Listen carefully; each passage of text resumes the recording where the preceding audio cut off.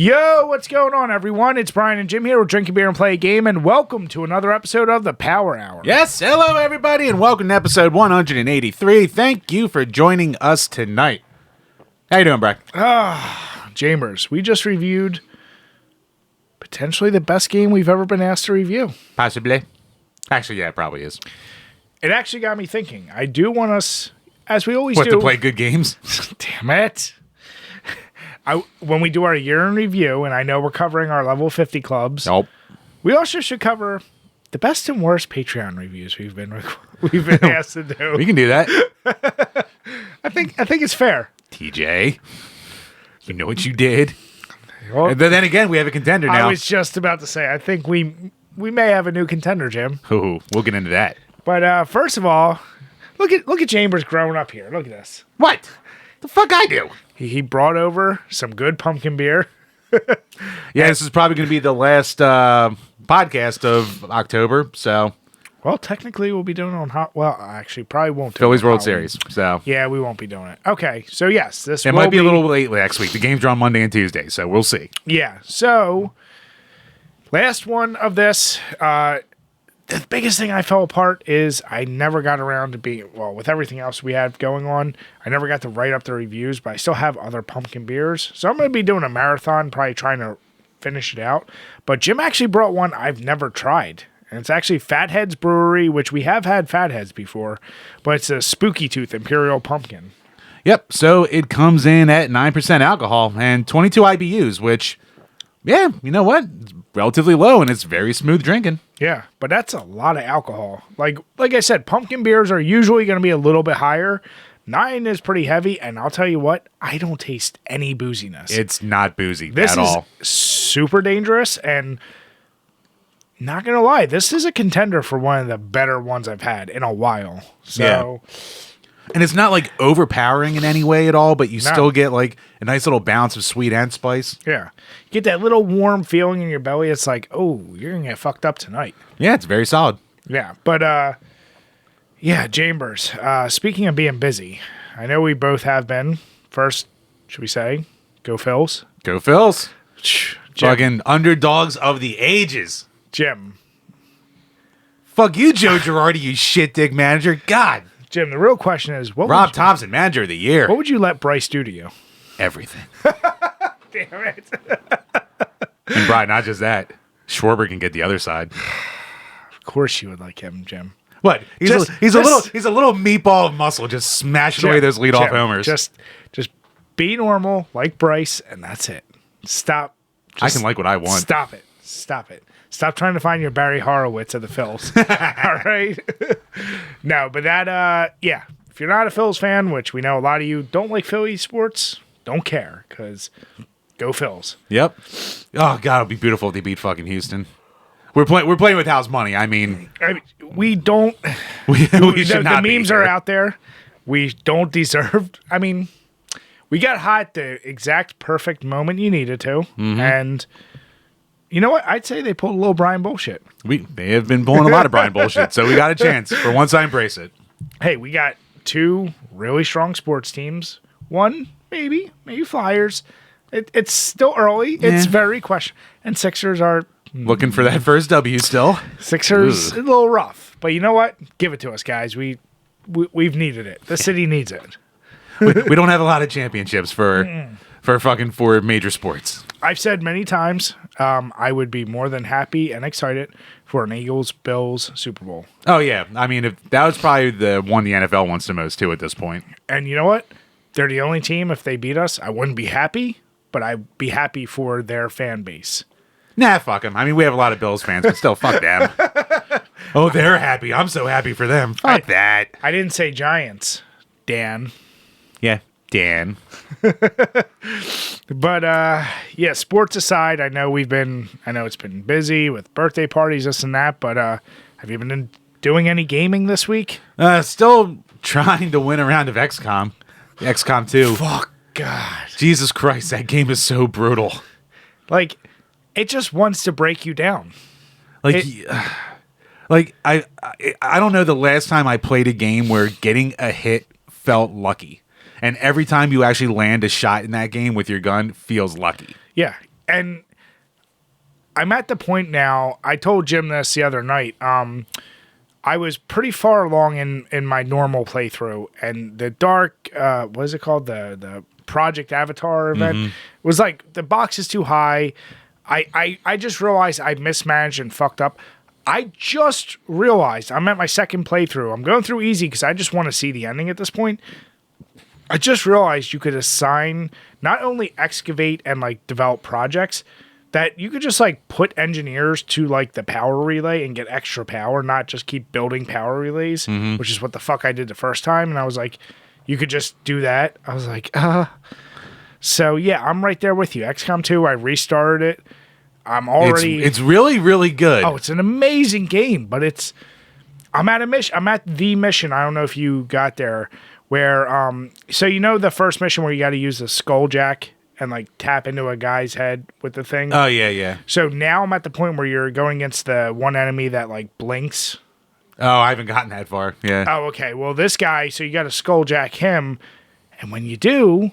And even powerful, like the boss version of him. I think it's called an avatar, who's got like 20 HP. Oh. And every single time you hit him, he blinks to a different spot on the map, so you can't even like wipe him out fast. And he mind controls your guys. So if you don't got the goddamn things, you just lose it. It's one of those missions you know you're going to lose. It's how many people are you going to lose? And I have my squad in there. That's like my A squad. And I'm like, I don't want to lose anyone. So yeah, I love that game. But yeah. It's a brutal little bitch. And yeah, besides that, like you said, we've been super busy. But I did get to play one game, Brian.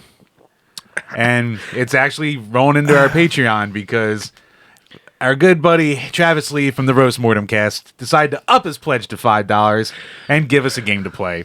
And that game is called Lady in a Leotard with a Gun.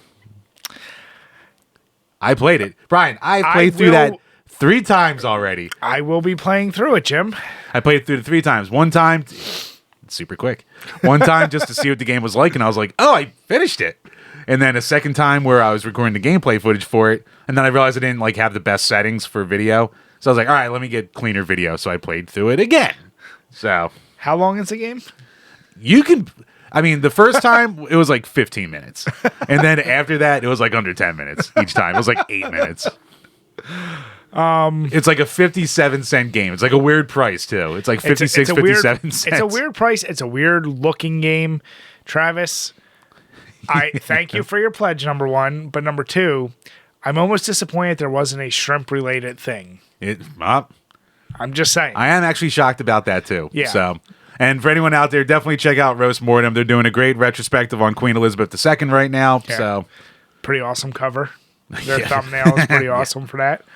But yeah, no, check those guys out. But yeah, just like Jim, I'm now like 100% focused on getting XCOM 2 done.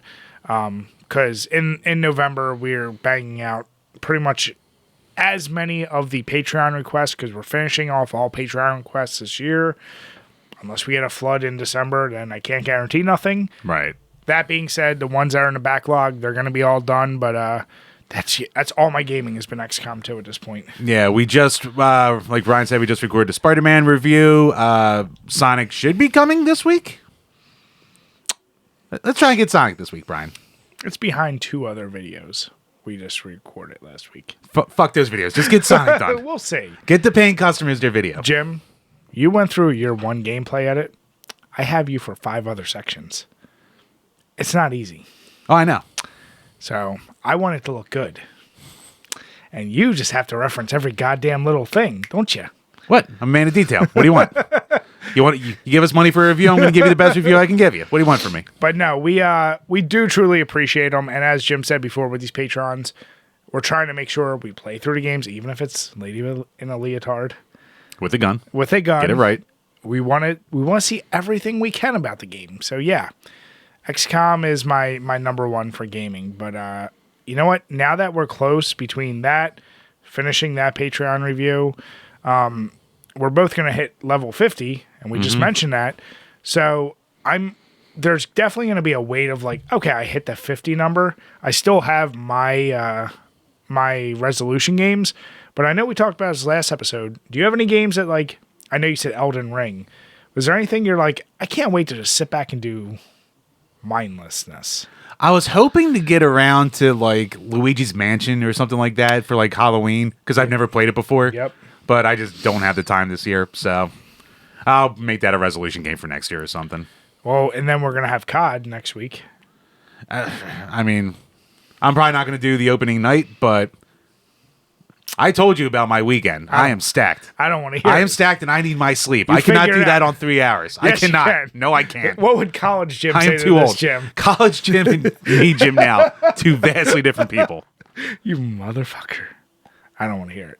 Well, too titty fucking bad. But yeah, no. So like, I'm just looking forward to. I can just fuck around, finish once XCOM 2 is done. Do Zelda, do Halo Infinite, and maybe Horizon Zero Dawn. Maybe. That's a lot to do. And we got to do Metal Hellsinger. It's another Patreon game. Yep, that one too. But I'm not worried about that being a 40-hour game, Jim. It's not, luckily, from what I've seen. But no, speaking of that, we do want to say once again, we truly appreciate all the patrons. And if you haven't already, be sure, check out our episode with Nick. We covered Morbius. And if you are a patron and you are at the tier where you can watch these things, be ready for November is all I'm going to say. You are in for a treat. I've chosen a movie that... It's an old friend of Brian and I's. You know, I'll even say it. It's called Thanksgiving. If you don't know what that is, Google it. When you think you got the wrong movie, you don't. You got the right movie.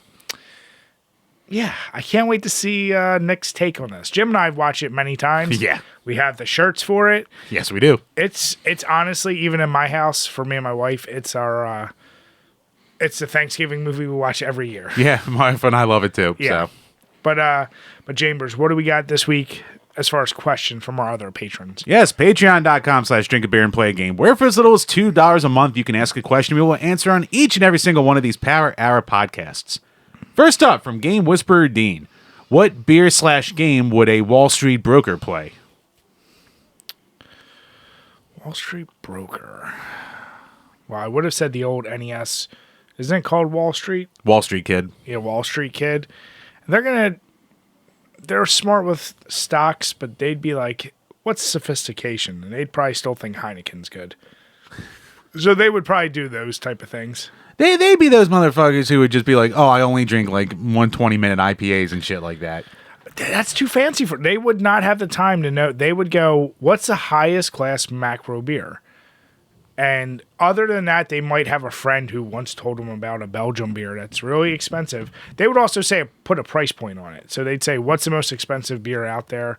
Oh, this bourbon barrel-aged shit that's $30 for one bottle. Sure, I'll do that. Look, Brad, they're busy men, all right? They got to stand on that floor with their little ticker tapes. Got to get the newspaper off the little boy in the corner street, off the newsies. God damn it. They What decade is this? Yeah. You know, that does bring me to an interesting point, though. Like, is the modern, you know, what we just joked about, like, as an atypical, what was that movie? Wall Street? No.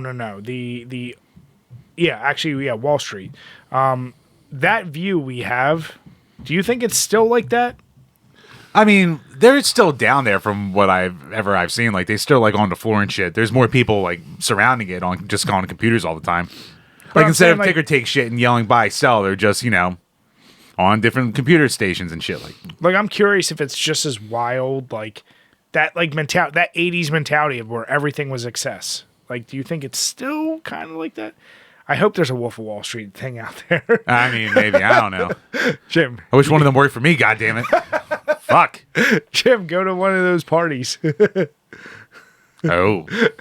Okay, I'll do that. Looks like fun. But yeah, no, I would say Wall Street Kid and, the most expensive beer or a Heineken. Yeah, yeah, it's weird that there's like no like stock simulator. There's probably some bullshit on Steam. There's probably some really goofy ones, but I'm trying to think, like, what's a high-end... You know what? No. Or like a sports gambling game, like the horse gambling ones in Japan. Or they would have some bullshit run with what's the farming simulator? That's Well, you know popular? what? They probably fucking play Animal Crossing. Well, that's because what I'm saying. they're so goddamn hectic in their life. They just want something they can just relax to. But what I could see their minds doing is they do that, and they'd be selling off, what's a popular thing in there, tulips Bells. or bells. They would like somehow have a scam of like running bells or something. Yeah. I can see it. But yeah, good question. It's a noodle scratcher. Yeah. And last up from Gamer Astral. Christian Bale hates the Sigma Bale meme. Thoughts? A little disappointing. Okay. I think he said to go out and get a life, something like that. What is Sigma Bale?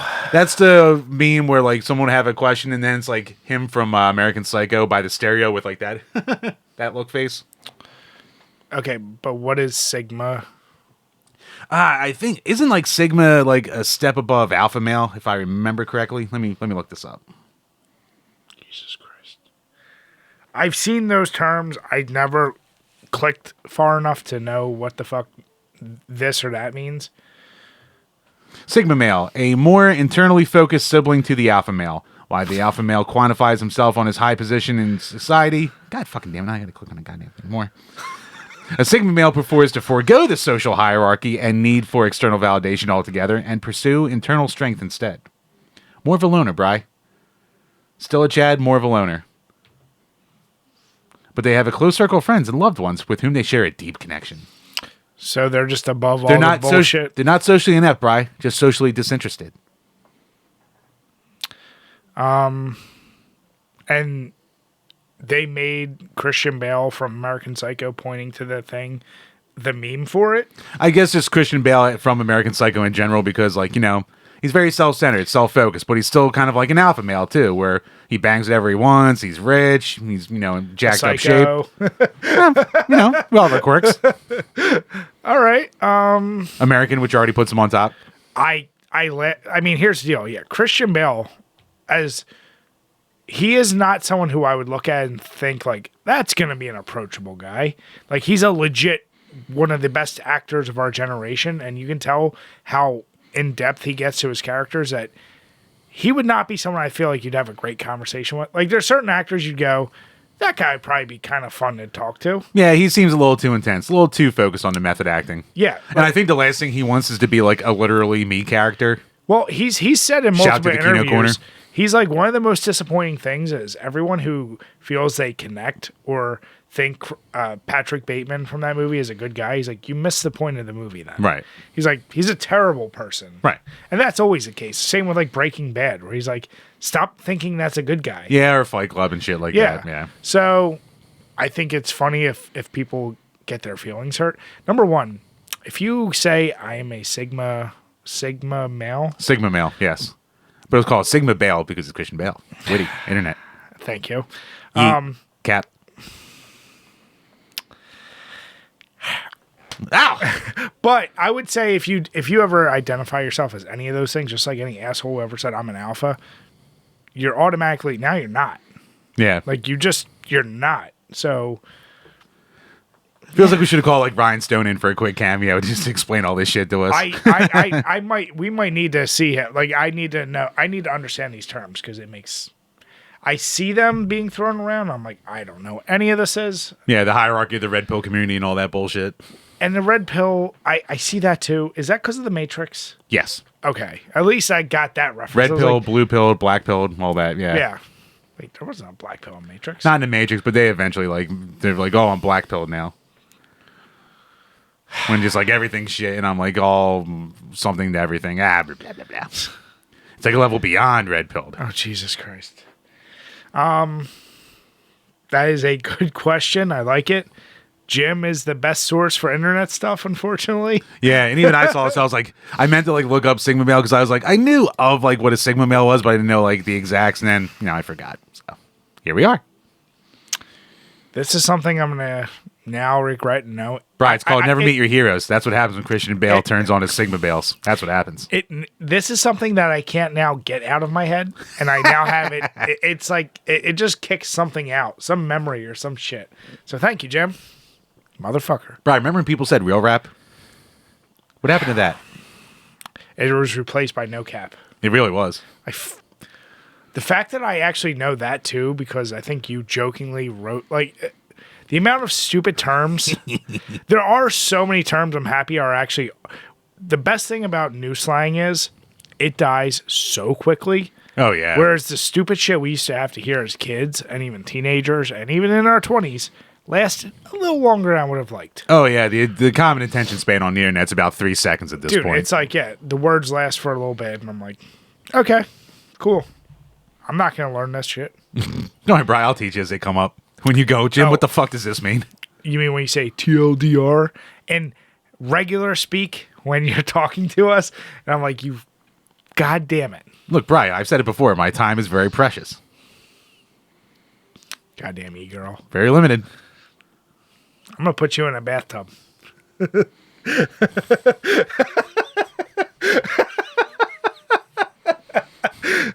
I mean, if you want us to lose all of our very few Twitch subscribers, then sure. What if it goes up? Well, then fucking pay me. Jesus. There's so many things I could say right now. I won't. Careful. I'm gonna take the high road. That's all I'm gonna say. We haven't had enough 9%ers yet. I'm gonna take the high road. We're going to try to go to MagFest, so if you want to see what the low road's going to be, then run into us there. There you go. There's a little preview for you. Yeah, MagFest, definitely excited. Jim and I are talking. Some we're definitely going to explore. I did see a bunch of people post, though, like, most hotels are sold out. So yeah, they sell out, like, immediately. But, you could still be 2 or 3 miles out. I have no problem Ubering. Like, people always, like, buy up, like, the hotel that it's, like, done at, like, right away, which I'm not paying that. I'll say to Motel 6. I don't care. Yeah. After the bachelor parties we've been to, that shit don't bother us. I was at a fucking like $400 night hotel in goddamn DC and didn't even have a fucking fridge in it. Bullshit. Fucking yours truly, bullshit ass brand.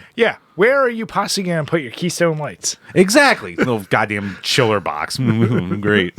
No fucking carpets, just goddamn concrete and a fucking shag rug. Jim, are you angry about it? Yeah, a little perturbed. Doesn't seem very Sigma of you. You're right. I should internalize that more. Jim, what's the step below beta? Cuck? Is it? I don't know. Maybe. It's not Greek, though. I don't know. Think about that. Nah, fuck. Someone out there tell us. That is a great question. I don't care enough. Thank you, bud. Yeah, but that wraps up the questions for this week. So once again, thank you to everyone for your continued support. And if you want to ask questions or do game review requests or torture us like Travis did, head on over to Patreon. Check out our tiers. Thank you, guys. Truly appreciate it. Why is every patron named Travis the ones who give us goddamn games to fucking torture us? They love to hurt us, Jim. Yes, they do. Let me stop the camera. Grab more beer. All right, Chambers. So speaking of conventions, you have a little tweet here of some bullshit that went down. Well, not really bullshit. Just an observation from a seller. So, Portrait Retro Game Convention just happened. It's one of the biggest retro gaming conventions in like the whole country. One of the longest running, too. So, from Chris Kohler. Observation from PRGE, echoed by other sellers. NES, by and large, is pretty dead. Yes, sealed and graded stuff sells for big bucks, and the truly rare, desirable stuff in great shape. But the casual to mid-core people doing NES collecting seem to be out. Seems like the Genesis is victim to this as well. He only sold 2 cheap loose carts. None of the other stuff moved. One theory is that no one is doing set collecting anymore. No one's trying to go for full sets of these games because it's impossible now. When Stadium Events was 2,000, it was. Now that a loose cart's in the mid-5 figures, people just don't bother. And going to saying that that's not a bad thing. SNES and N64 is still very popular from what he's seen. Virtual Boy and TurboGrafx apparently sold real quick. And yeah, stuff like that. So interesting just to see the tides and turning with the whole collecting scene. I've been waiting for this because, as we said, I feel like the 2010s to 2020s, like the prices for NES and old school 8-bit, 16-bit games have been fucking outrageous. Like the fact that a Contra was at some points $50 was... That's too much loose. Not even complete. I've abandoned, like, I have a few games. I've abandoned it for, I'm right now kind of more deeper in the PS2 Xbox era because they're cheap. And unless you go for that super rare ultra game, like, dude, I can't pick up some of those NES games and the prices they're asking for. I'm like, dude, this is, nah. I'm not doing it. Yeah, unless I get lucky at a thrift store, which is very rare these days because everything just goes right the fuck online. Yeah. Unless I get really lucky there, I just don't buy retro anymore. I'm priced out. because like I already have so much that I could have, and anything that I kind of need, I don't want to spend the money on it. And I'm still I haven't bought a game on eBay since February, which I haven't gone this long not touching eBay since I started collecting in like 2013, 2014. So like this is crazy for me basically. And yeah, I mean, I'll buy one game a month to use my coupon at GameStop. I might do a limited run thing here and there. As much as I hate it, they still just have the shit I want. So, but yeah, I don't really do a lot of collecting at this point. Is part of this, you think, maybe with the Switch and the availability and like all these like mini consoles? So you got the SNES Classic, the 2, the Sega Classic, like all those mixed with the things that are available on the Switch for people to play the games. Like, did that maybe? It might, but it could just be like no one wants to. I mean, at its height, like back in like 2016, 2017, Contra was like a $50 game loose. That's what I'm saying. Yeah. People don't want to pay that shit. Now it's back down to like 10, 15, like kind of where it should be. But I just think it's, supply and demand, and like the people who would have collected for it have kind of already done it already. And like the age group is like, tail end of 16-bit going to, 5th gen stuff. And actually, what do you call it? Cody from Pink Gorilla, like one of the most famous retro game stores in the country, he put his numbers up for NES games sold by year at the store. So in 2018, it was 2,700, almost 28. 2019, it was just shy of 2,300. 2020, 17, but it was closed for 4 months. 2021, back up to just shy of $2,000, and then 2022, back to a little under 1,800. So it's tracking down. Also, Jim, not to make us feel even older, the generation that would have cared about NES, the ones that cared probably already got it. We hit that age gap where we would have cared and got it already. Yeah. I think it's aging out of mattering. Like our age group, you and I, chances are most kids, or not kids, most people our age aren't buying like Atari and television. Right. That's passed us by. We were NES, Sega Genesis, Super NES. That next generation is probably going to be, N64, PS. That's already been hot for a little while, but like we're in the thick of like that being the big thing. So it'll be that, and then it'll all of a sudden be GameCube, Xbox, PS2, and then it will like some people will be 360. Like, right, better buy your $500 roll of Rose now before it's $2,000. Better hop don't on it. Give two fucks about that game. Hop on it, Bri. You're not a real horror fan. I don't consider that horror. I'm saying something controversial, Jim. I know nothing about it except that it's expensive. That's all you need to know. I mean, here's the deal. The market was bound to crash on that. I feel like people aging out who care. The availability, just like we said with streaming for a while, whenever I find a game, I first see, like, is it available on Steam, Xbox, PlayStation, or Switch? That's my go-to because I know I'm going to pay the least. If it's not, then maybe I'll look eBay. And honestly, my price point is so low, unless you're, like you said, going for a collection. But I feel like the mentality of a lot of people is changing for that. No, yeah. There's only so many folks, and I think we get I would wager a bet that 85% of major collectors out there are on YouTube. Well, it's either YouTube or people who are just collectors in general trying to play like a stock market.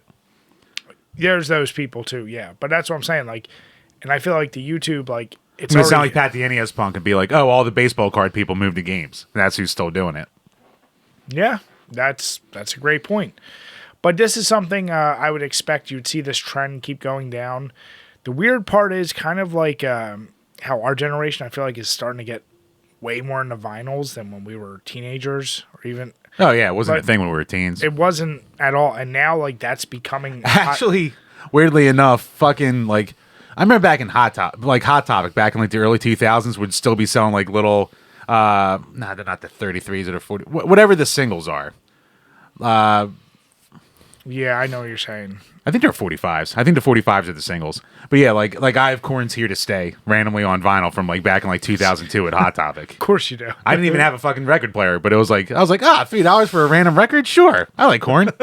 Jimmy could show it off to all the girlfriends. Words hurt, Bri. Words hurt. Cuts deep. What? It's a cool collection next to your lava lamp. I like my lava lamp. You leave that alone. I just Thing's still a goddamn fire hazard, just like it was in 1998, and I love it. just pure burn yourself on it. Oh, I fucking burned myself a few times on that fucking thing. Here's the question though.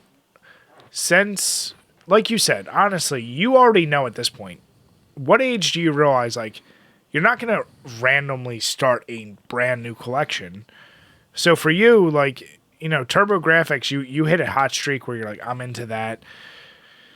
But, like, you're not, you know what you want. Me, I'm horror games. If I see something loose or even complete in box, I'll go, yeah. But, like, you get out of it really fast. So that's why I feel like collecting in general is a good, you're going to see it the biggest from maybe 18 to 30 because that's when you have the most expendable income. You can finally get the shit you either sold or wanted. And then it's like, okay, I got what I want. It's not usually a lifetime thing. Yeah, and I also have so much shit in my house at this point now that, like, anything more that I add to it, I'm just causing more of a problem for myself at this point. I mean, your back catalog must be massive. Oh, it's insane. Yeah. I mean, that should be your rule is you're not allowed Right. There's the catalog, and then there's the shit I just know I'm never getting to. And yet you still can't let go. No. But you can. It's mine. Here's the deal. It's mine, Brian. Any duplicate you got, you should be letting go of one. Look, Brian, unlike some certain British YouTubers, if I ever get into a financial problem, there's my bailout, all right? But until then, that's mine.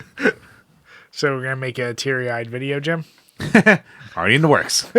God damn it. Hey, if he gets the views, you know. Well, they know the algorithm. views are views. But yeah, I think that's a trend. NES, I got to be honest, I think newer generations aren't honestly going to give a shit. They'll look at it as the thing to play on Switch or whatever Nintendo is, whatever version of Nintendo resells it to you. And they'll be like, that's cute.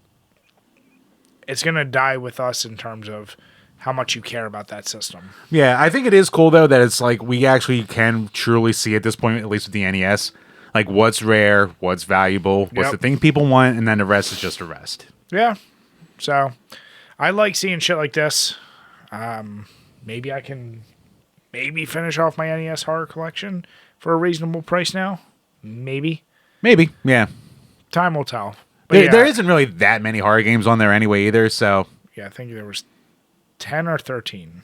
Yeah, I mean, good luck with that Samurai Zombie Nation. That's one of those ones you'll probably never have. I will not. Yeah. Bri, spend the $1,500. Yeah, I'm good. Yeah. Jim, you spend it. No! Get crying. I don't... Jim, you cry. Oh.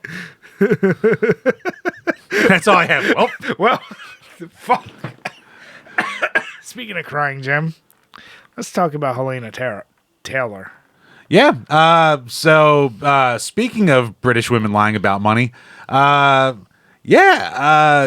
so immediately after we fucking recorded last week, the goddamn morning after, not even 12 hours, there is a leak report that the money that was offered to her was way more than the $4,000 that she said.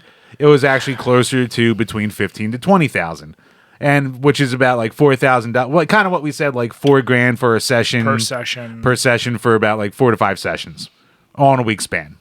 So is, let's say max $20K for a week's worth of work. Is that lower than what a normal Hollywood actor would get? Yes, significantly. Should voice actors be paid more? Of course. Mm-hmm. Should anyone ever complain about making $20,000 for a week's worth of work? Of fucking course not. Yeah. So the rumors were going around that she was asking basically for 6 figures and residuals. Because voice actors famously never get residuals for like any project. They get fucked over on that big time. Yeah. So this was all going back and forth and everyone was going, what the fuck? Let's go. Yeah. So as of this morning, actually, so thank God it was this morning, Jason Schreier of Bloomberg, who, controversial guy. He has his fans, has his haters. He's very self-important, but he's a good reporter. So I always give him that. But he's had a report saying former Bayonetta voice actor Helena Taylor now confirms my reporting. Had to say my reporting. That she was offered at least $15,000 and that the final offer was for a cameo.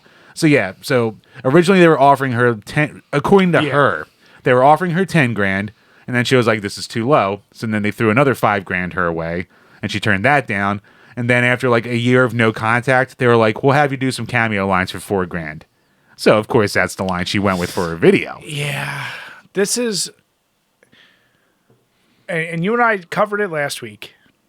The reality is now, everyone now is, you have those teams. You have the people that are, no matter what, going to stay by her side. You have the people that were maybe... They went away. Well, no. No one's on her side. I'm saying there are still a few that are still like, I don't care if they said $50K. It's ridiculous. They didn't pay her more. Like, there's those. Oh, yeah.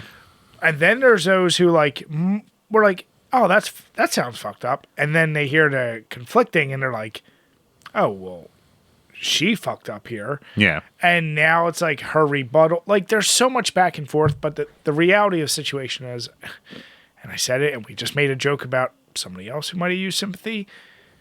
As soon as you start doing that, you open yourself up for every criticism under the sun. Why are you Britbong so bad at this? I mean, Jim, you could easily just say they offered me this and give the real number and say for a franchise this big, also her fucking 450 million number, that's complete bullshit. So where they got that from, and some, good old internet autists did the calculating. Basically, if you add up all of the sales of Bayonetta ever between its original and all of its re-releases and shit like that across different platforms, put that all in a bucket and said that they all sold for $60 a piece, then you would get to 450 million before merch and shit like that. Which we know doesn't happen because Bayonetta has never been a big seller, so it's probably a fuckload of people buying it for $5 on a sale. Yeah, and here's the deal though. We know the British. They blew a 13-0 lead with us. All right? So that's a great way to put it. I fucking hate giving you credit, but that's a great fucking way to put it. But here's the deal. Like, with her, I don't like this shit of, like, have sympathy for me. And they always caveat it with, but don't do anything. Don't say anything. I'm just letting you know how it is. It's like, you know what the fuck you're doing. And you better have your fucking facts straight. 4 grand, even if it was a year after, you got to start it with. They initially offered me 15. Yeah. So you just get ahead of it. Because did you not think real numbers were going to come out? Now, what I will say, 15K like you started off with, that's still low for the voice of an entire franchise. I don't care how big it was. Say it sold 200 million copies, whatever. Right. Or made 200 million. But yeah, you're also, like you said, it's a week's worth of work. So, yeah. At this point, I'm now like, she unfortunately made this bed. She's got to sleep in it. I don't feel bad for Platinum Games. Yeah, I mean, Nintendo, but I also, with her now, my any sympathy I might have had is kind of like, all right, well, this is muddled, whether she just shouldn't have done a video, period. Right. Stay off Twitter, stay off doing this shit. You learn from all these video game companies, like, she should have a publicist or manager or someone that should have said, don't do that. I mean, not like she's not used to lying. You see her headshot in her Twitter profile and what she actually looks like, and you go, Jim, you had to cut deep there? You know what? Fuck her. Jim. I went petty. Jim. I'm not above low. But like, I mean, it's the thing though, because like, she's an asshole. Like, she threw a shitload of unnecessary hate at Jennifer Hale, who just signed on for a job that they gave her money for. And yeah, like, I'm not going to feel bad for Platinum or Nintendo because like, they were the ones who could have given her more money from the start. And the guy who runs Platinum, I fucking forget his name off the top of my head. Like, he is like one of the worst tweeters of all time. He will block, like, he has like, his pinned tweet was, I have like rules for tweeting at me or you get blocked. He's that kind of guy. He actually started blocking so many people when they came after him that Twitter thought he was a bot and banned him. Sounds like a certain YouTuber. Who's famous for blocking people after you disagree. I mean, that's a lot of people. We covered it last week. Oh, fuck. But even though, weirdly enough, he unblocked like everyone the day after, so I don't know. But no, here's the deal. Let it be a cautionary tale. It's odd that in the past 2 weeks, 3 weeks, whatever, there's been a whole slew of these, and maybe they always happen, but these sympathy videos, tweets have gone out across many different platforms. And in every single case, I feel like it ended up biting the person in the ass. For most of them at this point, at least.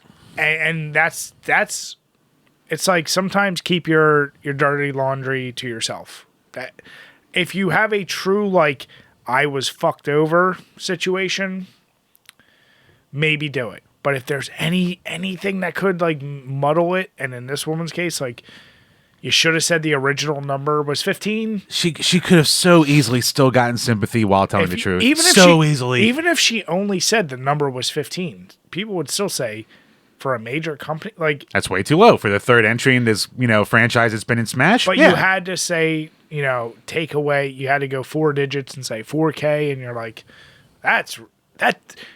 Everyone's bullshit meter, I feel like, had to go off and go, that sounds not even possible. And yeah, so I mean, a bunch of people jumped on it right away. Hey, great fucking boycott she called for. I mean, I'll give her credit. She didn't like set up a GoFundMe for herself. I mean, she was like, spend your money at a charity. It's like, okay, fine. Like, she just wanted to fuck over the devs. But still, like, it's just weird because, like, she just ruined her career with that bullshit in 1,000 different ways. She did it, like, halfways last week because she broke an NDA, so now no one's going to hire her. That's a non-union job. Union jobs aren't going to hire, or, like, she'll look like a hypocrite if she takes, minimum wage union jobs, which is $15K for, like, a week's worth of work. Yep. And then now, like, everyone on the internet hates her. It's just bizarre. So, yeah, I think she's pretty solidly fucked her. I mean, she kind of pulled a Kaepernick here. In the sense that nobody's going to want to work with her. It's not worth the trouble. Okay, yes, it's not worth the trouble. It's just not worth the trouble. At the end of the day, and here's the deal, unless you happen to find another main character who's British and female, that's her. Bayonetta was her, like, swan song. Yeah. Not even saying Kaepernick was fully wrong. He was just ahead of the curve for when he started his stuff. This girl, though, this is a whole different bag of worms. Yeah, so we'll follow. I'm sure more bullshit's going to fall out. But at the end of the day, I'm now as solid in the middle in this situation as you can be. Yeah, I mean, like I said last week, like, I'm not going to fucking play. I wasn't going to go out of my way to play it anyway. I haven't played any of the other ones at this point. But, I mean, I just don't care. And best boycott ever. It's already sold out on Amazon. So that worked. Yeah, good job. You gave it more press. So we'll see what comes out of this. All right, Chambers. So we missed a question. It wasn't Patreon, but it's from longtime supporter Kit. So what question has he got for us? Basically, something we can keep real simple. Longest we spent on a section of a game to either pass the section or to beat it. Do we count achievements? I guess we could. Because mine is Dead Rising. That fucking 10,000 zombie kill. For one thing, section, if you will, gotta kill 10,000 zombies. In the game, I think it's 2 or 3 days. I had to keep getting in a car, doing it. This is when Jim and I, before we started the site, and it was still like we were achievement hunters for a little bit. So much time. So much goddamn time to do that. I'm trying to think like if there's anything else. After playing Bloodborne, there's plenty of tough bosses, but nothing compared to that. So yeah, that's my answer. Dead Rising, trying to get that goddamn achievement. Yeah, I think for me it's fucking it's fucking Hotel Mario. It's that fucking Bowser boss fight. I spent a good 3.5 hours at least just on that final boss fight. Now, I remember when I was playing Phantasy Star Online, there was worth it too. So worth it. Saw that end credit, so had that feather in my cap. Fucking goddamn fight where I had to memorize every single, like, to the pixel. I had to memorize to the pixel where he was going to be for me to beat that fucking fight. But I do remember, like, there's like some fish boss in Phantasy Star Online, and I was playing it by myself. And that's meant to be more of like a console MMO, so you have help. Mm-hmm. When you do it by yourself, though, there is this one boss that took fucking forever. Yeah, I'm sure there was maybe something when I was a kid that I would have been willing to do it. there's an off trigger for me right now, and you and I have been talking about XCOM 2. Like, there are certain missions where I'm like, I don't give a fuck. I'll let them die. I'm not going to do it perfect. So, yeah, Dead Rising is the last one I can think where I dedicated myself like that. But, yeah, I don't know. I think that's it. Yeah, I'll go with Bowser and Hotel Mario. So, two different tales, Jim. Yep, tale of two different kinds of pain. No, but Kid, that is a great question, bud. So thank you. Yep, nice little palate cleanser. Thank you. Yep. All right, Chambers. So we covered it last week. The ongoing saga of Sony being little bitches with Call of Duty, and seems like they got their way, Jim. So many weeks in a row. So yeah, we talked about it when they were Microsoft was basically doing their appeal with the Brazilian board of whatever the fuck, and Brian, look it up. Why bullshit about it? But yeah, basically the thing is, like, last week we found out how much Game Pass actually makes. This week, it pretty much confirmed what we all kind of thought already, where basically Microsoft is claiming that Sony will pay basically a blocking fee for devs to keep their games off of Game Pass. Can you imagine? I mean, I guess I can imagine being that petty. Do they really think it's saving them that much? Like, is it worth the bad press of them being such whiny little bitches? I don't know. It is funny because, like, from this article, and this is coming from gamingbible.uk, so one interesting thing is that Microsoft says that it doesn't consider Activision to have any must-have games, including Call of Duty, and saying that keeping them exclusive would not be profitable.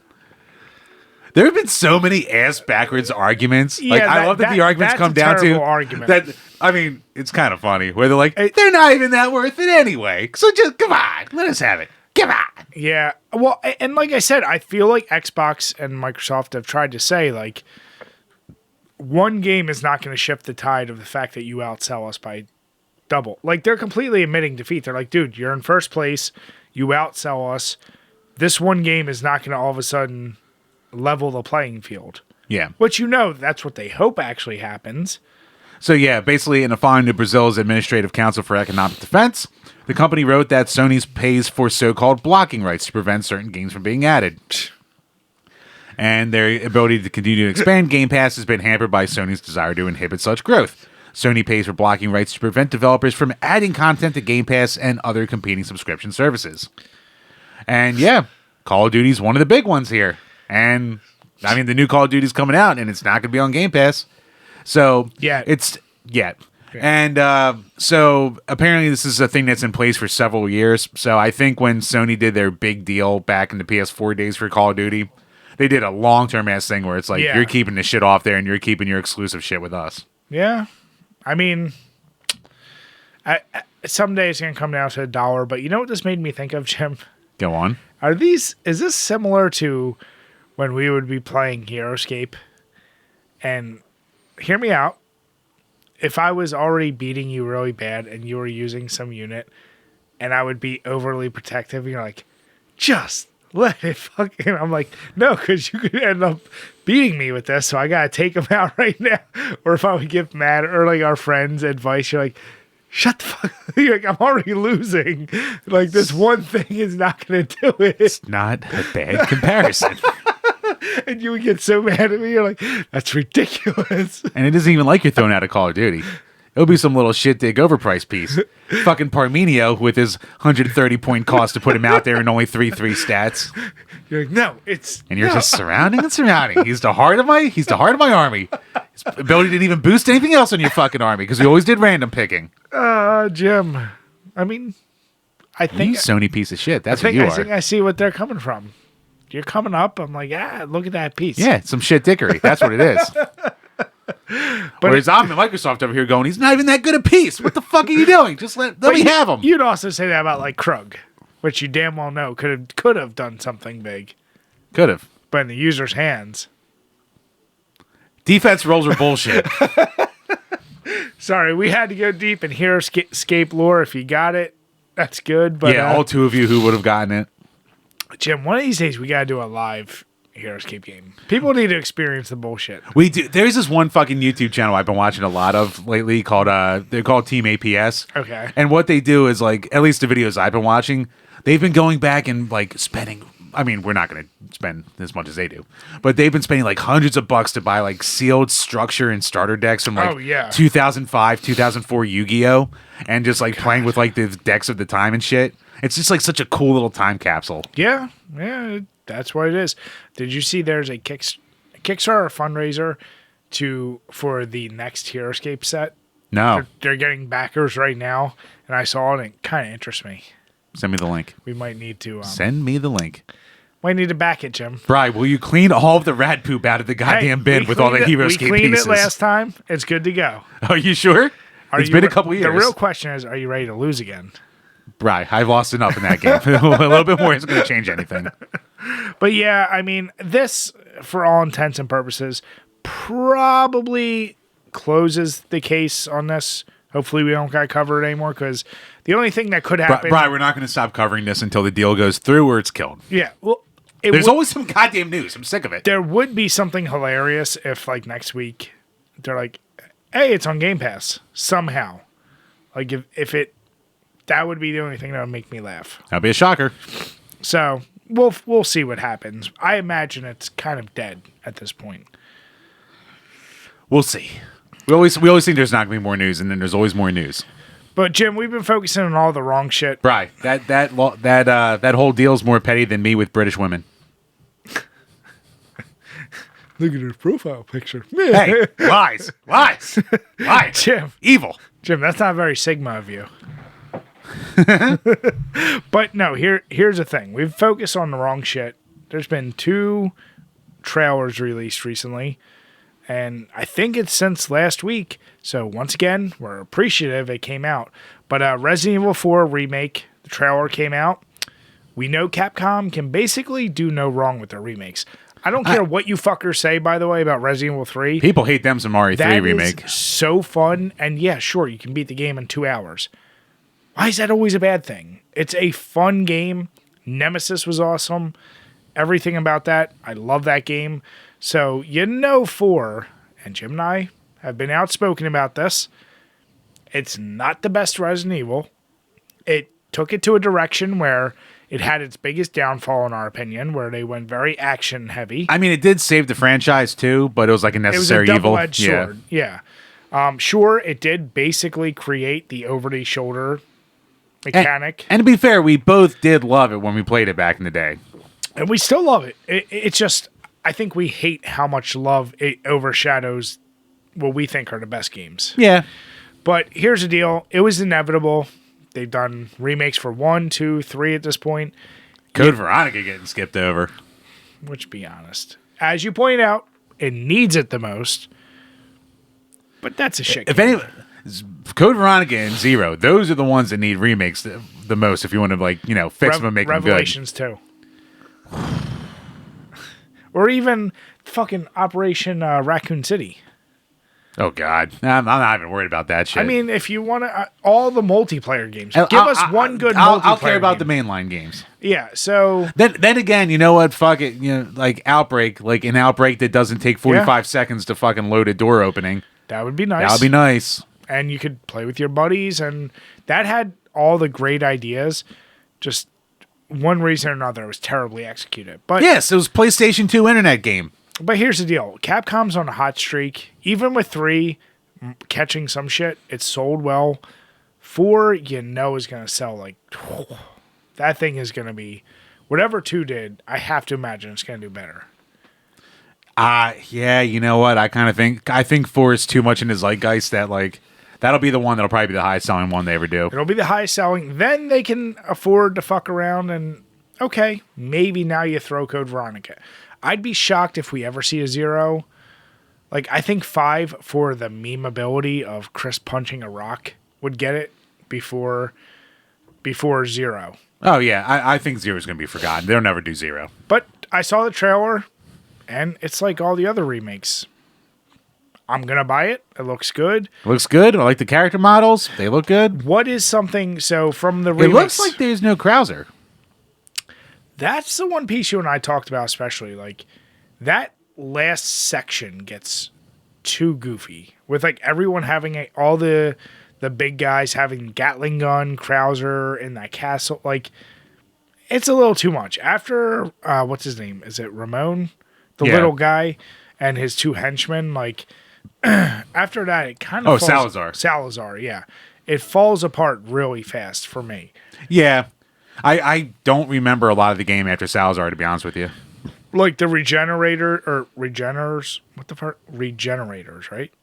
That's the ones where like they have the Iron Maiden, the thing that you have to like use a thermal vision to shoot. Oh shit, I forgot about that. Yeah. They're like the scariest thing in that game. That's a really cool section, but it's that game, it could use a lot of cut content, but what I've noticed with all these remakes, they do some major sections that are completely new. So you got to leave the village basically as is. Maybe throw in an extra scare or two. Mm-hmm. You got it. We obviously saw in the trailer there's going to be the fight on the lake with that thing El Gato or whatever. Yeah. Then the Gonna have giant. the giant. Yep. So there'll be some things that stay the same. I'm curious for what they change. And then, like I said, what comes next? Because do they go 5? But 5 is such a big game that'd be too much. I think you will see Code Veronica after that. There's been a call for it long enough. Because if you go 5 is, that's a big game. I mean, there's a lot of bullshit you can cut out of 5 too. Like, there's a lot you can cut out of that. I feel like 5 got enough controversy when it was released. I don't think they're going to re-release it in today's market now. That would be interesting. Yeah. So, do they do a cop out and they do it in South Africa that's predominantly white, but it's still in Africa. But you never know, Jim. You never know. that would be very interesting if they go down that rabbit hole again. Yeah. I mean, they got shit in 2008 for that. That's what I'm saying. Like they caught so much shit. So yeah, they probably don't want to touch that one. You know what? Even though we love Revelations, I wouldn't mind seeing Revelations in the new engine. Yeah, I wouldn't either. Like I've said before, Love the Revelations show, one of yeah. my favorite ones. But yeah, it's a game. Resident Evil 4 Remake, we knew was coming. I couldn't wait to see it. It's here. Great. We get another that, and I'm sure you'll see Resident Evil 9, whatever that is. I don't know if they continue Ethan's story, but they got the Resident Evil Village DLC coming out. You still haven't played that, have you? No, I still need to. Did you see fucking Kotaku had in one of their fucking rage bait articles that was basically said, rolling into our next subject, that James Sutherland of Silent Hill 2 and Ethan Winters of RE 7 and 8 are the same character? Yeah. I didn't even put it in as a topic because I'm like, I'm not giving them the fucking satisfaction for this. It's because it's, you know what it is? It's a white dude. I guess same kind of hair and tan jackets. It's fucking jackets. It's just enough where you go, they're the same. But as you pointed out, Silent Hill 2. Now, this is the one that interests me because... You've never played it, have you? No, the original? No, but here's my question. For Johnny Horror that you are, and you give me shit for missing out on here's the iconic deal. games all the I'm time. at the point now where I have the remake, but I've heard how terrible the sound is. Yeah, they butchered that port from what I've heard. And the price for 2 is excessive, to say at least. Yeah, that's probably like, what, 70 to 100 now? Something like that? At least 100, yeah. Damn. So I'm at the point where I'm like, I really want to play it. But Silent Hill, I never grew up playing it. I was strictly Resident Evil, other horror games. I kind of looked at Silent Hill back then as like, corny's not the right word. There was something about it that was like, yeah, I didn't like the idea it's like psychological. Like back then. Like, Okay. For one reason or another, I was like, yeah, it's kind of weird. Like they throw nurses and babies at you. I'm like, it's almost like too easy to get creeped out by that. It was an easy scare. Obviously, I've played the Silent Hill 1, but here's my question. Why don't you remake Silent Hill 1 before? And I know 2 is by all consensus, it's a better game. Yeah. But still, you don't start with 1? That is weird that they didn't start with 1. I'm just guessing that Konami's like, we need to have a home run, and the thing that's going to be the easiest sell is going to be the most popular title. So, yeah, this one, though, it's... And canonically, like, they don't really bleed into each other that kind of way, so you can start with 2. You, like, I don't know. It just feels weird. You're going to copy the Capcom structure, like, I don't want it to turn out like DC did with Marvel. They're trying to just copy. They're rushing shit. And from some of the reactions we've seen and some of the things we have on our list here is there's some people that are pretty pissed off about this this remake. Yeah, so they did their little showcase of it, and like it's a little bit of a weird showcase. Like they have skateboards branded after Silent Hill is like a thing. Sure. When you think Silent Hill, you don't think skateboards, Jim? I mean, you got me there. Though that dog plushie, I kind of want that dog plushie. I'm not gonna buy it, but I do want it. God damn it, Jim. But yeah, so this was, I got to give this guy credit. So we actually have 2 Gamers Mads this week, all basing off the Silent Hill 2 weekend. Yeah. And actually, I got a shout out to Agent Chris in the Discord. He's like, can you ever like find like a Gamers Happy topic? I was like, I'd love to throw one in there if they existed. If the internet wasn't built to like tear shit down immediately. Especially Twitter. Especially Twitter. Yeah, I feel like we can find it elsewhere, but Twitter, it's very few and far between. Yeah, it's some rough titties there. We'll try. But so first off, from Baka Spook or Baka Soup or something, whatever. Or well, yeah, he's Baka Spook. Baka Soup. Yeah. So he wrote, if you think Silent Hill 2 Remake looks bad, it's probably a sign that you're getting too old to enjoy new video games. Stick to playing the classics and leave the conversation to actual gamers. Now, my favorite thing about this is he waited like 2 or 3 days before he wrote, I just wanted to see if Twitter would ignore something ridiculous like this or it just turn into anger-fueled internet hatred. I'm sorry. And here's the deal, yeah. Because if you want to see some people freaking out about a post, but actually, surprisingly, a lot kind of agreeing, too. But that's the thing. Younger generation, I mean, but that's natural for music and movies. Like, you're in that category of music where you're like, I stopped listening to new shit after 97. Like, you gave up very early. Music is the atypical where... I was a new metal boy, I'll have you know. That got me to at least 2002. Okay, 2002. But that's my point is, like, music is that standard of, I don't like any of this new shit. Movies... That's never true. Like, I don't think anyone ever just stops at movies. Yeah. Games are that new media where it's like, I don't know for sure. From all the people we've talked to, there's definitely some folks that's like, yeah, I still prefer the retro. But it's because they're tired of, like, the bullshit of DLCs, downloading things. Like, yeah, microtransactions. It's not even a comment on lazy remakes. Yeah, it's not even a comment on games itself. So I haven't seen that as much, but I am curious. That comment did get me thinking, like, will that be a thing? Like older generations who just like give up on new games are like, I don't like it. It's actually funny, before he like posted that it was a joke, like there's a lot of people legitimately saying that like the old version's better because the mirror that he's looking in looked more dirty and grimy because of the limitations of the console. Like there's a lot of people like legitimately saying the limitations and like the bad graphics of the old game gave it more of like a creepier feel and shit like that. You mean like CRT dorks who have to do side by sides, which that it's not. They're not wrong. Move on. like yes, those games were programmed to deal with the shittiness of CRTs. Don't act like CRTs are better. It's such a weird argument. It's like. But Brian, the color gradient blending that you can get with sunsets was so much better with composite video than you get with the sharp pixels and the checkerboard things of sharp pixels. Move on. That's all I'm gonna say. Like, anyone who bitches that much about CRTs clearly never helped their friends move and pick up a fucking 26-incher that weighs 500 pounds. Fuck your CRTs. You know what? I'll accept. It's a little too digitized. It's not a perfect sunset. I don't have to pick that motherfucker up. I still have my CRT in the other room, and you know what? It's heavy as balls. See, Bri, where you're fucking up is everyone knows that the perfect CRT is the 13-inch sharp. It's not at all. Perfect size, perfect weight, perfect carrying.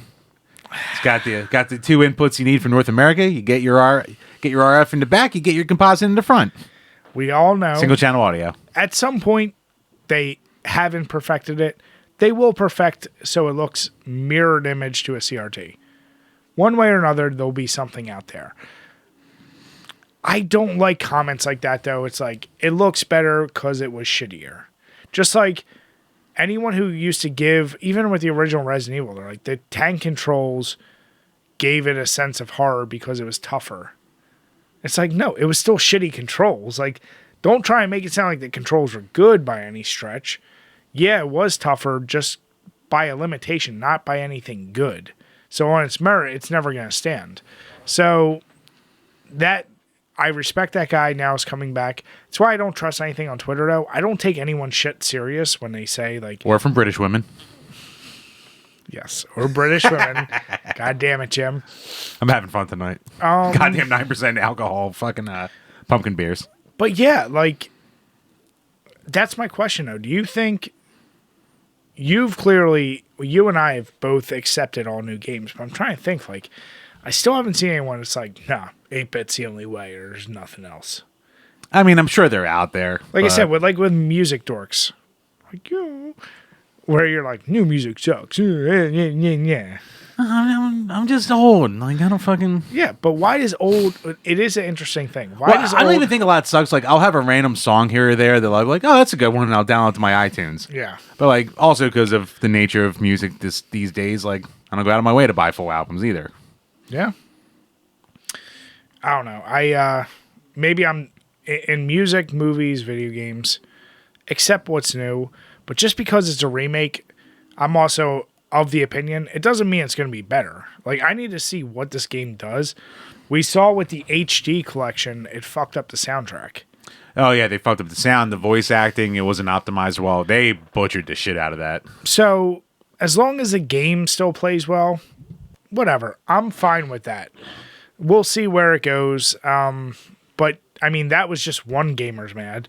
The other piece of this puzzle is... this fucking mirror. Like, I feel so bad for Masahiro Ito. So he was the main designer behind Silent Hill, and he has been arguing with people online for like a decade now. And this is just like the most recent one to put on there. But there have been so many like videos like analyzing and overanalyzing and breaking down like every little fucking speck of like the first couple Silent Hill games over the years. That people just have this insane headcanon in their head. The lore behind it is how... So, from the most recent tweet as of the 22nd of October, it's from Silent Hill 2, the original Silent Hill 2. So many people have asked me, but it's just headcanon. James doesn't look at the player. It's when he's looking in the mirror in the very beginning of the game. That's... Why is this a goddamn thing? And he follows up with that saying, I'm so fed up with this. Okay, here's the deal. And this... One of his most famous ones is people being like, oh, yeah, when you analyze Pyramid Head and you see the design, it's really like, you know, the three corners of James's personality and shit like that. And he literally wrote back, no, I thought it looked cool. But you and I saw that in college. Now, Jim and I, both engineering kids. Jim has a great ability to bullshit. Yes, I do. And in art class... He could take something like write an essay on a bunch of scribbles and talk about how it represents. No.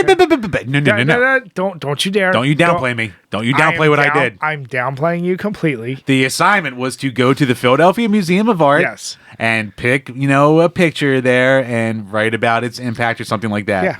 So I went to a room that was just filled with abstract modern art bullshit scribbles, nothing but scribbles on a 20 by 20 canvas, and I wrote how it represented the complexity of society in general today. Bullshitted my dick off. That's my easiest point. A I ever got in my life. But that is my point, where it's like, and then if you probably ask the artist, he wouldn't say that at all. Some could say I was the original YouTuber. I peaked too early, Brian. But here's a question. We see this with so many fan fantasy of lore that goes beyond what the creator had intended. Like, at what point is it no longer part of the creator? Like, I feel like... It belongs to the audience now. Well, that was the joke with South Park, right? Like with George Lucas. Yeah. And Star Wars and all that. He's like, if he wants to keep going back and fucking with it, yeah, there's the original cup, but maybe he wanted it different. Whatever reason, this guy just said, no, that's not the case. And you have people arguing with the fucking guy who created it. Like, at what point do you just say... No, what you search for deeper meaning didn't have it. Yeah. which is just so funny. Why? Which is actually also kind of funny for a game as cerebral and as analyzed as Silent Hill 2 over the years. Which it's like it is. what you all realize there's a secret ending but with he a literally, dog. one of his most famous quotes for Ito is, "Stop overthinking it." Once again, they had a joke secret ending with a dog. How serious do you think that game is now? One of the best secret endings ever, too. But that's my point is like, I got into a big argument. I know you don't watch much TV, but on HBO, there was a show called True Detective. Big crime drama, Matthew McConaughey. You mean the Woody show that everyone Harrelson. liked in the first season and never liked again? Yes. Yeah. But even in that first season, it Kind of was- like Fargo. yeah. In that first season, everyone was like, oh, there's all these special meanings of these things, and they're setting up for this end.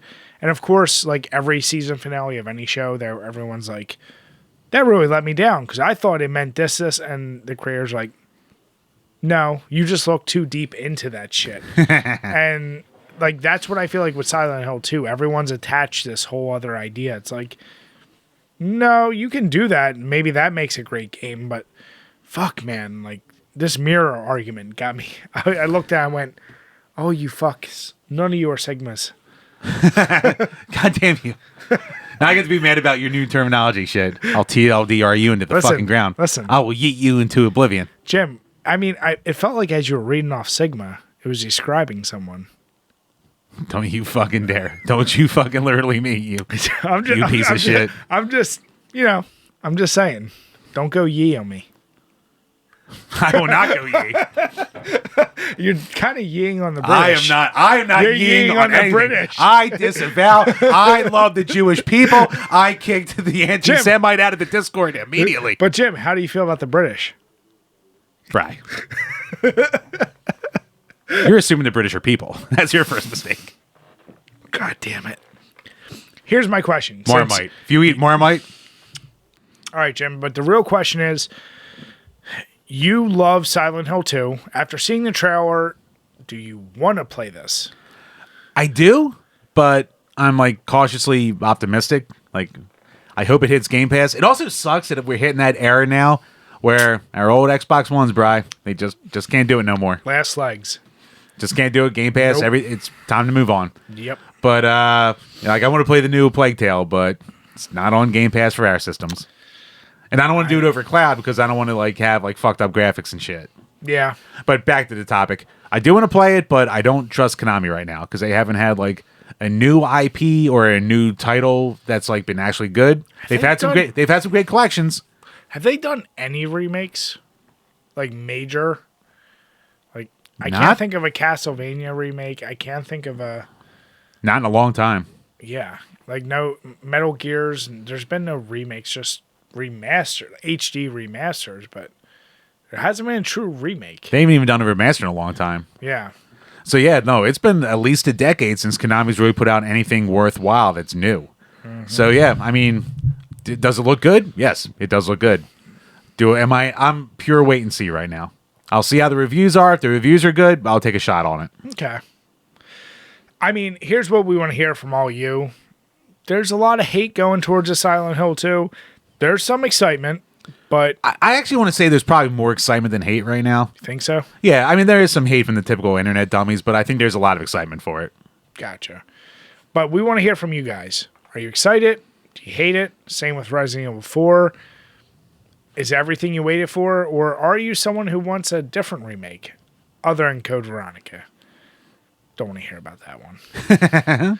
But yeah, no, with that, Chambers, what do you think of this? This is definitely one of my favorite pumpkins. I finished my second one about 25 minutes ago. Yeah. I pounded through it without even thinking. These are super smooth. And these are... And I'm feeling good right now, too. Yeah. And so this is Middleburg Heights, Ohio. So I don't know. For once, something good from Ohio. Except for Hawthorne Heights. Jesus. Ohio's for lovers, Brian. So I don't know how mass produced this is. I don't know where this reaches out to, but we get all the fathead shit out here in PA. So I hope you guys can get it too. Definitely try it. I know there's not much time left in October, but maybe you'll see a show in clearance. And that's a little like real life cheat code for you. Life hack. Dude, go out day out in November when they start putting out the winter beers, pumpkin beers, they're going to start going on sale. So Oh, they'll be mad cheap. And you know what? We still have about a week left for our Show Us Your Pumpkins thing. We have a nice little grab bag of swag for the page that you can win. So make sure to get those submissions in.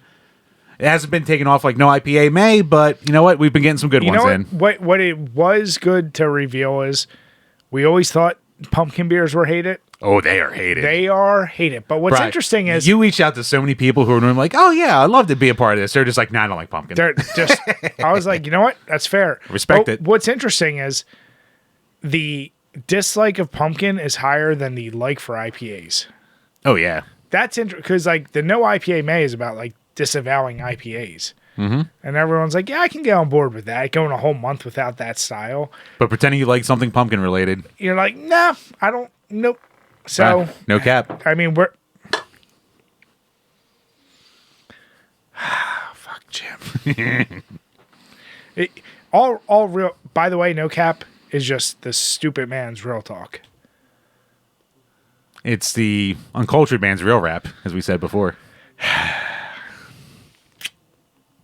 So with that, we want to say thank you guys for watching. We truly appreciate it. If you haven't already, hit that subscribe button, hit the notification bell because the algorithm, they don't love to show us. But if you're listening to us, please hit subscribe. If you give us a 5-star rating, it really helps us. And we will read any review, even if you want to say we sound like a bunch of drunk assholes. Join the Discord, join the Reddit. Yeah, and with that, we want to say have a good night, everyone. Cheers. Cheers, guys.